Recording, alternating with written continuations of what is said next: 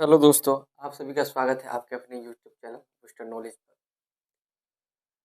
Math का one series one short class में आप लोग का स्वागत है। आज हम लोग देखेंगे दो चर वाले रैखिक समीकरण के कुछ क्वेश्चन और उसका ऑब्जेक्टिव टाइप का किस टाइप का पूछता है। तो सबसे पहले इसमें मेन फार्मूला हम लिख दिए हैं किस टाइप से बार बार मतलब कभी कभी होता है क्या चीज़ आपको फार्मूला मतलब पूछेगा कि कब मतलब एक संगत होगा, दो संगत होगा या कितना हल होगा, कितना हल निकलेगा। उसके लिए तो देखिए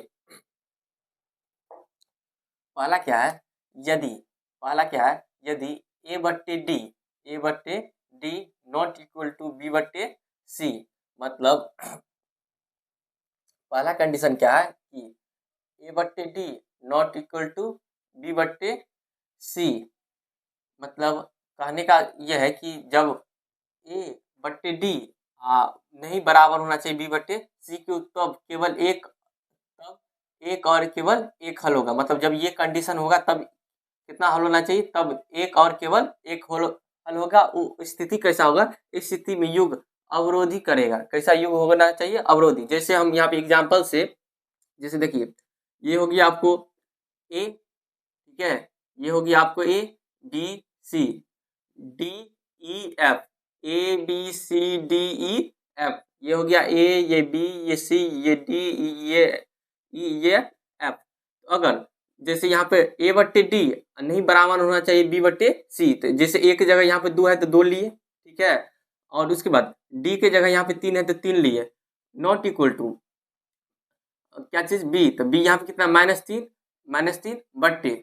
उसके बाद सी क्या है, सी, तो सी यहाँ पे कितना है एक। तो जब ये स्थिति हो, मतलब कोई सा भी अगर समीकरण आपको दिया हो, कोई सा भी समीकरण मतलब दो समीकरण दिया हो, तो इसमें आपको तुलना करना पड़ेगा कि अगर ऐसा कंडीशन आए, अगर ऐसा कंडीशन आए कि मतलब ए बटे d not equal to b बटे सी, तब कितना हल होगा, तो केवल एक हल होगा। कितना हल होना चाहिए, तो केवल एक हल होगा। दूसरा कंडीशन क्या है कि यदि यदि ए बट्टे डी बराबर बी बट्टे सी बराबर सी बट्टे एफ।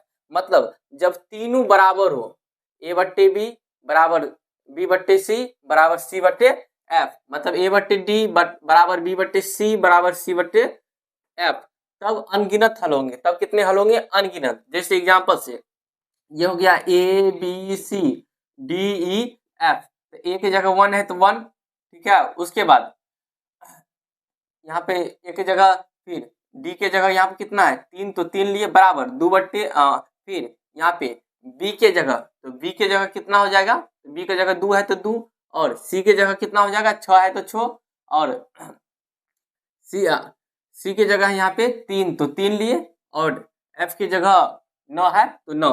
देखिए इसमें सब बराबर है, एक बट्टे तीन, इसको भी काटिएगा तो एक बट्टे तीन हो जाएगा, इसको भी काटिएगा तो एक बट्टे तीन हो जाएगा। मतलब ऐसा समीकरण जिसमें सब बराबर हो, मतलब जितना भी बराबर हो, एक बट्टे तीन बट्टे दो बट्टे तीन दो बट्टे छः, या इसी जैसे कोई और समीकरण जैसे हम लिखे दो बट्टे तीन बराबर, फिर लिख दिए हम दो बट्टे तीन बराबर दो बट्टे तीन। मतलब अगर सेम ये आ जाए तो इस स्थिति में जब ये तीनों बराबर हो तब उसमें अनगिनत हल होंगे। कितने हल होंगे, तो अनगिनत हल होंगे, ठीक है। तीसरा कंडीशन क्या है कि यदि ए बट्टे डी बराबर बी बट्टे ई, मतलब ए बट्टे डी बराबर बी बट्टे ई नॉट इक्वल टू सी बट्टे एफ। अगर ऐसा कंडीशन हो तब क्या होता है, तब कोई हल नहीं निकलता है। तब कितना, कोई हल नहीं निकलता है। मतलब दुगो बराबर हो, ठीक है, दुगो बराबर होना चाहिए, एगो बराबर नहीं हो, उस स्थिति में तो एक भी हल नहीं निकलता। या इसको ऐसे ही फॉर्मूला हो सकता है ए बी सी, ठीक है, फिर ए बी सी, ये कंडीशन होता है। मतलब आप इसको ए मानिए, इसको बी, इसको सी, फिर इसको ए बी सी, मतलब ए बी सी, फिर मानिए ए बी सी, तो ये कंडीशन होता है। तो ये कंडीशन याद कर लीजिएगा, तो ऑब्जेक्टिव में भी काम आ जाएगा और सब्जेक्टिव में भी काम आ जाएगा। ऑब्जेक्टिव में हर बार मतलब 2 नंबर में पूछ देगा आपको ऑब्जेक्टिव टाइम में कि कब ये कंडीशन होता है, किस स्थिति में युग सम्मित होगा, कि किस स्थिति में कितना हल निकलेगा, कितना नहीं निकलेगा। अब देखिए सवाल क्या है, पहला सवाल क्या है कि 2x प्लस वाई बराबर 5, 2x प्लस वाई बराबर 5 और 3x प्लस 2y बराबर 8 का हल कौन सा विधि द्वारा, वर्ज गुणन विधि या वर्ज गुणनखंड विधि भी कहते हैं, तो वर्ज गुणनखंड विधि द्वारा हम लोग को निकालना है। आपके एग्जाम में अगर नहीं दे तो आप सिंपल सा जो मैस्टेक होता है फर्स्ट समीकरण सेकंड समीकरण मान के जो बनाते हैं वैसे बना सकते हैं। नहीं तो अगर लिख दिया कि वर्ज गुणनखंड विधि से, विलोपन विधि से, जो विधि से बोलना पड़ेगा या वर्ग बना के करने के लिए तो आपको करना पड़ेगा। तो इसमें कहा है वर्ज गुणनखंड विधि, तो वर्ज गुणनखंड विधि ये फॉर्मूला होता है इसका, ये फॉर्मूला होता है कि एक्स वाई और एक। अगर ये फॉर्मूला याद होना चाहिए, नहीं याद है तो सबसे आसान ट्रिक एक्स वाई 1। अब कुछ नहीं करना है, आपको क्या लिखना पहले बी सी माइनस फिर बी सी बट्टे सी ए माइनस फिर सी ए फिर a b minus a b. अब क्या करना है 12 21 12 21 फिर 12 21 फिर 12 21 फिर 12 और 21 इस पे आपको अप्लाई करना पड़ेगा। ठीक है, ये फॉर्मूला याद रखिएगा कि एक्स वाई 1 तो एक्स के नीचे में बी सी, एक्स के नीचे में b c minus b c, उसमें पहले लिखने 12 तो मतलब 1 2 फिर 2 1 1 2 2 1 फिर वाई के नीचे में सी ए, वाई के नीचे में सी ए 1 2 फिर 2 1। ये आपको फॉर्मूला पे इसी पे पुट करना पड़ता है। अब देखिए जैसे इसको हल करते हैं, देखिए सॉल्व करेंगे। देखिए सबसे पहले क्या करते हैं 2x प्लस वाई बराबर 5, ठीक है। एगो क्या है 3x प्लस 2y बराबर 8। इसको हम ऐसे भी लिख सकते हैं 2x प्लस वाई, ये प्लस में इधर आ जाएगा तो माइनस 5 बराबर 0, ये हो जाएगा 3x प्लस 2y माइनस 8 बराबर 0। ठीक है, आप देखिए ये फॉर्मूला क्या होता था, ये फॉर्मूला है x बट्टे ये फर्स्ट समीकरण मान लीजिए, नहीं भी मानिएगा चल सकता है इसको सेकंड समीकरण। ये फॉर्मूला पर डायरेक्ट बैठाना है तो क्या करेंगे पहले लेंगे x, ये फॉर्मूला में x वर्ग गुणनखंड x, उसके बाद b1 तो b1 कहने का मतलब इसमें ये हो गया a b c, ये a1 ये b1 ये c1, फिर यहाँ पे a2 b2 c2। ठीक है, अब देखिए a1 तो यहाँ पे पहले क्या बोला है कि b1, तो b1 यहाँ पे कितना है y, तो y का मान कितना है यहाँ पे कुछ नहीं तो 1, तो यहाँ पे लिखेंगे 1। ठीक है, उसके बाद इसमें क्या चीज का सिंबल है तो गुना का, तो गुना देंगे। ठीक, उसके बाद C2 तो C2 की जगह कितना है, ये हो गया C1 ये हो गया C2, तो C2 की जगह कितना है -8, तो यहाँ पे -8 से गुना कर देंगे। फिर क्या है माइनस, तो यहाँ पे लिख देंगे माइनस। अब क्या है B2, तो B2 का मान कितना है, तो B2 का मान ये हो गया B1 ये हो गया B2 का मान +2, तो 2 लिख देंगे। ठीक है, उसके बाद यहाँ पे C1, तो C1 का मान कितना है तो -5, तो गुणने -5। ठीक है, बराबर है तो बराबर, फिर y, फिर C1 क्या है C1, तो C1 यहाँ पे कितना है तो C1 है -5, तो -5 गुणने, उसके बाद A2 की जगह कितना है 3, तो कितना प्लस में है तो 3 का 3 गुना कर दीजिए। ठीक है, फिर माइनस है तो माइनस C1 क्या चीज हो जाएगा C2, क्या चीज C2, तो C2 की जगह कितना है -8, तो -8। ठीक है, फिर A1 की जगह कितना है 2, तो 2 से गुना हो जाएगा बराबर 1 बटे A1, तो A1 की जगह कितना है 2, A1 की जगह 2, A1 की जगह 2 रख दिए। उसके बाद B2 की जगह कितना है तो B2 की जगह है +2, तो इसको गुना करेंगे 2 से +2 से, माइनस है तो माइनस, फिर यहाँ पे A2 का जगह कितना है 3, तो 3, B1 की जगह कितना है B1, तो B1 की जगह यहाँ पे कितना है 1, तो गुने 1। ठीक है, यहाँ तक ठीक है। इसके बाद हम इसको सॉल्व करेंगे।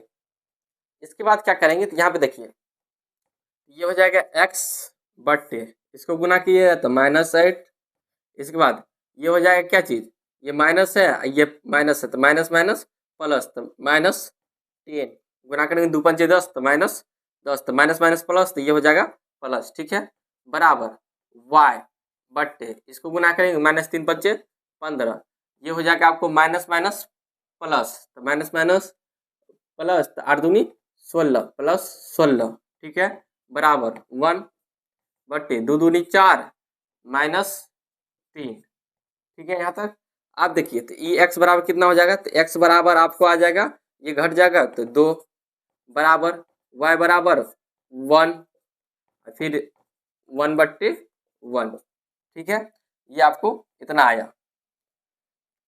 आप क्या करना है हमको यहाँ से, देखिए यहाँ से क्या करेंगे, इसको हम लिख सकते हैं x बट्टे 2 बराबर y बट्टे 1 बराबर 1 बट्टे 1। अब हमको इसमें तुलना करना है, फिर इसको इसमें को तुलना करना है, तो लिखेंगे x बट्टे 2 बराबर 1 बट्टे 1, फिर y बट्टे 1 बराबर 1 बट्टे 1। ठीक है, तो ये आ जाएगा आपको कितना, x बराबर 2, एक आ जाएगा y बराबर 1। यही आपका आंसर होगा। ये हो गया x का मान, ये हो गया y का मान, ये आपका आंसर हो गया। दूसरा नंबर का क्वेश्चन क्या कहता है कि 8x प्लस 5y बराबर 9, फिर 3x प्लस 2y बराबर 4 का हल प्रतिस्थापन विधि से करें। मतलब 8x प्लस 5y बराबर 9, 3x प्लस 2y बराबर 4 का हल प्रतिस्थापन विधि से। इससे पीछे हमने वर्ग गुणनखंड विधि से किया था, यह है प्रतिस्थापन विधि से। तो चलिए इसे सॉल्व करते हैं। तो 8x प्लस y बराबर 9, ठीक है, तो इसको हम क्या कर सकते हैं, तो इसको ऐसे लिख सकते हैं कि x बराबर 9 माइनस 5y बट्टे x, इसको फर्स्ट समीकरण मान लेते हैं।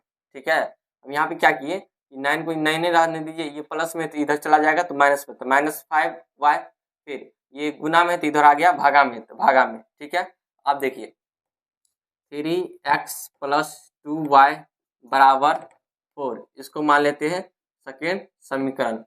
ठीक है, इसको मान लीजिए सेकेंड समीकरण, इसको फर्स्ट समीकरण। तो हम लिख सकते हैं कि समीकरण सेकेंड में फर्स्ट समीकरण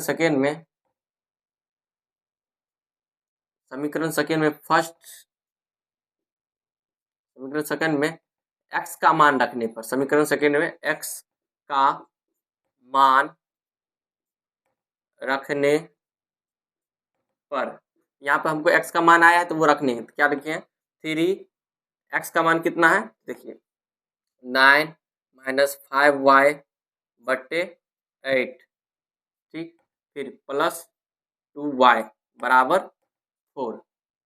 अब क्या करेंगे, इसको हम क्या कर सकते हैं कि ये हो जाएगा 3 9 27 माइनस 3 5 15 y, ठीक है, बराबर, इसको इधर ला देते हैं तो 4 माइनस 2y इंटू 8।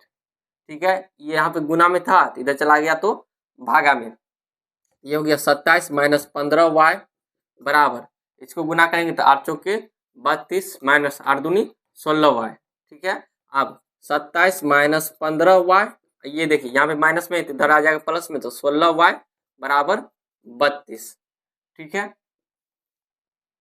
अब क्या करते हैं, देखिए यहाँ पे 27 है, यहाँ पे 15y प्लस 16, यहाँ पे क्या हो गया 27y माइनस 15y प्लस 16 बराबर 32। ठीक है, अब देखिए यहाँ पे ये हो गया 27, ये इधर बच गया प्लस y बराबर 32। ठीक है, फिर y बराबर क्या आ जाएगा 32 बट्टे 27, y बराबर कितना आ जाएगा, तो 32 बट्टे y बराबर 32, थोड़ा मिस्टेक हो गया यहाँ पे देखिए प्लस में, गुना में नहीं है, प्लस में, तो यहाँ पे क्या हो जाएगा, तो y बराबर 32 माइनस 27। ठीक है, y बराबर 32 माइनस 27, तो हम 32 में से 27 घटाएंगे तो कितना हो जाएगा, तो 32 में से 27 गया तो 3 2 6, मतलब 32 में 27 गया तो कितना हो जाएगा 3 2 5, सॉरी 3 2 5, तो y का मान 5 था। अब लिख सकते हैं y का मान फर्स्ट समीकरण में रखने पर, तो फर्स्ट समीकरण हमारा क्या था, ये था, या ये इसको भी कह सकते हैं। ठीक है, तो अब यहाँ पे क्या लिख सकते हैं 9 गुने y का मान कितना है 5 बट्टे 8, ये हो जाएगा 9 माइनस, ये होगा 25 बट्टे 8। ठीक है, 25 बट्टे 8, ये हो जाएगा आपको कितना, तो ये कितना निकल जाएगा, ये कितना हो जाएगा, ये हो जाएगा माइनस 16/8, इसको काटेंगे आ जाएगा -2। ये किसका मान आया आपको, इधर तो y का मान आ गया था, तो ये किसका मान है, तो ये x का। ठीक है, यहाँ पे हम लिखे थे मतलब x बराबर, ये आ गया आपको x बराबर, क्या कि यहाँ पे समीकरण x बराबर इतना लिए थे, तो x बराबर आपको कितना आया, x बराबर -2 और y बराबर 5, यही हो गया आपका आंसर।